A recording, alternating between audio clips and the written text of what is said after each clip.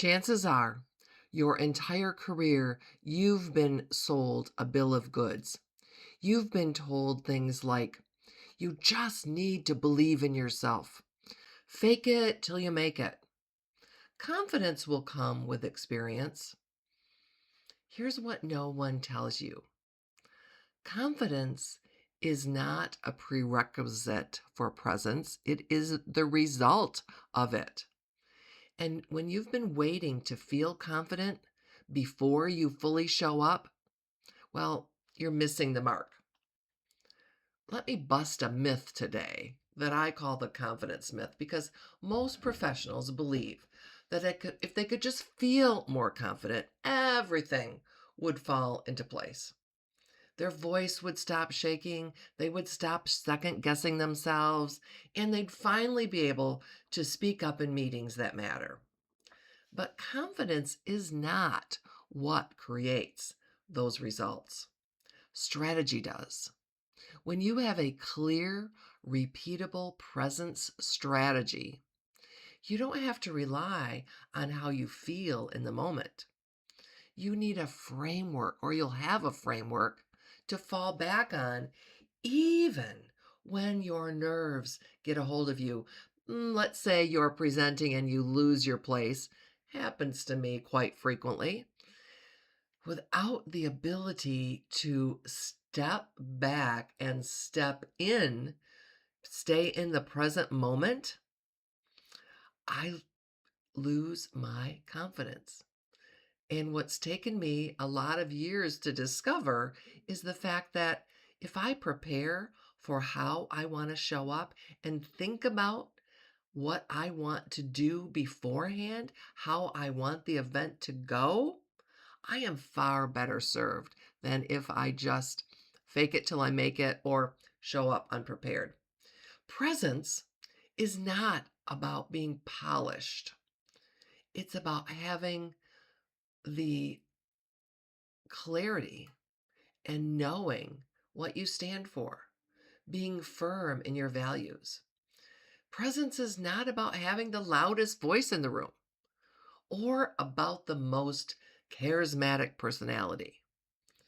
It's showing up consistently, showing up in the same way every time, so people know what to expect from you. They know who you are, and you will attract your right fit client. Because I tell you what, we cannot serve everyone. And if your words or your actions turn someone off, well, guess what? They're not the right fit for you. And for many of us, that takes a long time to come to terms with. I know it did me. Here's what I want you to think about. When I have a what I call presence plan, when I create a rhythm or a method for how I want to show up, that can shift everything. As a matter of fact, I worked with a client who was a brilliant HR leader. She could walk into any room and read what needed. Her instincts were sharp. But when it came to group settings, especially with higher level leadership, she shut down. She didn't speak up. Not because she didn't know her stuff, but because she was waiting to feel ready. She was waiting to feel confident. And so when we worked together and shifted her focus from waiting to stepping in and executing her present strategy, something changed. She started speaking up. And more importantly, she started getting noticed. Now, admittedly, she worked on her language. She worked on what she was going to say in those meetings and how it would land. And she got some really great feedback from her boss beforehand. But nothing about her personality changed. What changed was her strategy. So here's three signs you're waiting to rely on feeling confident instead of a strategy. You wait till you feel ready to speak up. So presence shows up before feelings do. You adjust your message based on who's in the room.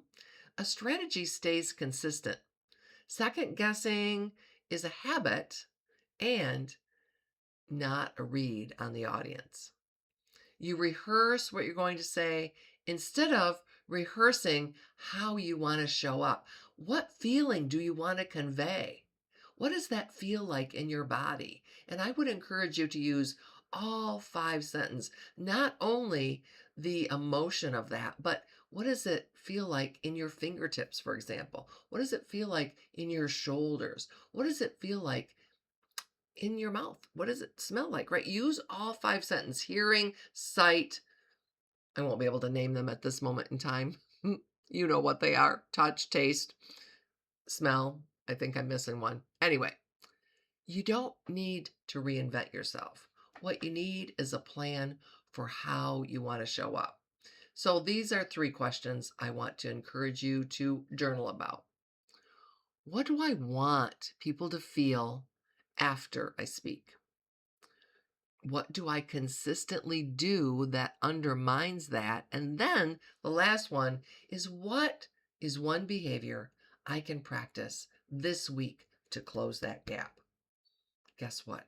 If you'd like some help, if you'd like some practice working on that behavior, I'm here for you. And there is no long-term commitment.